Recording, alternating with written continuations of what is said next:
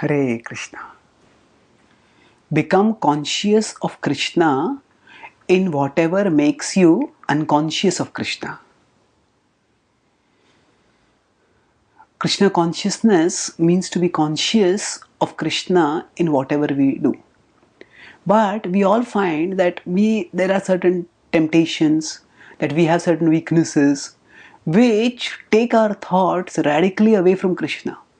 And our thoughts get consumed in images and fantasies of worldly enjoyment. Now we may at one level see, oh, Krishna is here and this object is here and this object is taking me away from Krishna. And that is one level of vision which is important to know, that these are things which can take me away from Krishna. But at the same time, we need the vision, the scope of Krishna consciousness is universal. That means we see Krishna even in the activities that take us away from Krishna.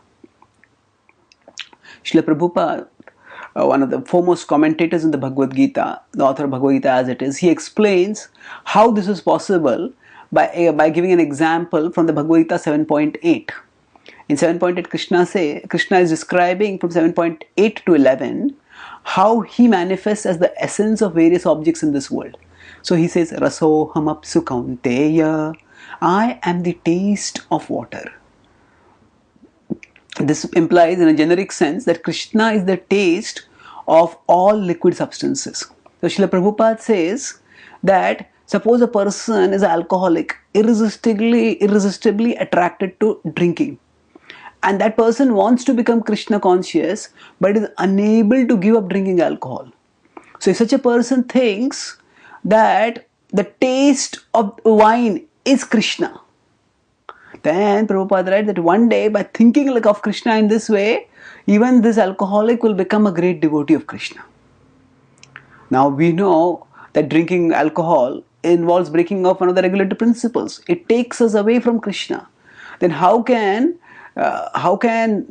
such contemplation take one towards Krishna? It is because there is the understanding that one is remembering Krishna in that activity. So if one starts thinking that, oh, let me drink alcohol, that is a problem. But if one starts thinking, why does this alcohol attract me so much? Where does this attractiveness come from? The principle Krishna talks in 10th chapter 41st verse when he says, Yad yad vibhuti mat sattvam shri madurjitam eva va tattadeva vagachatvam mamate jomsha sambhava. So he says, know that all opulent, beautiful and glorious creations spring from but a spark of my splendor. That means everything attractive in this world gets its attractiveness from Krishna. So even alcohol, how is it able to attract people? It attracts because it manifests a spark of Krishna's attractiveness. Krishna pervades all of existence, and his attractiveness can manifest in Sattva Guna, in Rajo Guna, in Tamo Guna. Everywhere. Now, when the manifestation is in Tamo Guna, then if we become attracted to that manifestation of Krishna, then we will stay in Tamo Guna. We may go deeper into Tamo Guna. So if we keep drinking alcohol and think that this is itself Krishna, then we will stay in ignorance and go deeper into ignorance. But if we think that, oh, this thing which is attracting me manifests a spark of Krishna's splendor. So if a spark is so irresistibly attractive, how much more attractive will the whole be? And by thinking like this, we try to cultivate desire for the whole and we strive to move towards the whole. And we practice the process of Bhakti Yoga, which purifies us and takes us towards the whole, takes us towards Krishna.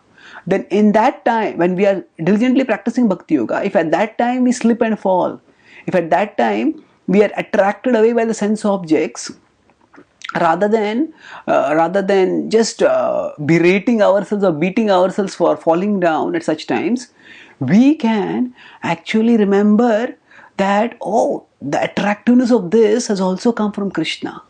So rather than seeing that as something separate from Krishna, we can see that as also connected with Krishna. And by remembering the power of that attraction, we can inspire ourselves to become attracted to that which is the source of that powerful attraction. That means the attractiveness of wine comes from Krishna. So rather than being attracted to the wine, let me become attracted to Krishna. By thinking like this, thus by becoming conscious of Krishna in the things that make us normally unconscious of Krishna. So wine makes us unconscious of Krishna, but we become conscious within that actually the attractiveness of wine is coming from Krishna. Then we can increase our Krishna consciousness, and gradually as we become conscious of Krishna in his direct devotional manifestations, and our attraction to those manifestations increases, then the attraction to the other manifestations such as wine will automatically decline and disappear. Thank you. Hare Krishna.